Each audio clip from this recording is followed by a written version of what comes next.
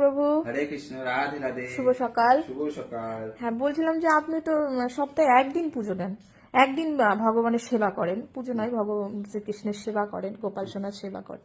তো একদিন সেবা করলে কিন্তু আপনি কি ভাবছেন, ভগবানকে লাভ করতে পারবেন? কেন লাভ করা যাবে না?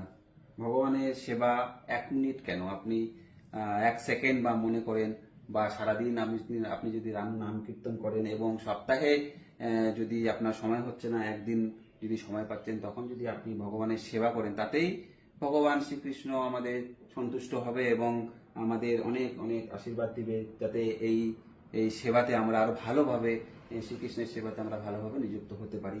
এটা ভগবান আস্তে আস্তেই করে দিবে আমাদের সবাইকে, যদি আপনারা সবাই এইভাবেই যদি সেবা করেন। সংসার জীবনে থেকে যদি আমরা এই কাজটা করতে পারি, ভগবানের সেবা করতে পারি, আমার মনে হয় ভগবান অনেক সন্তুষ্ট হবে।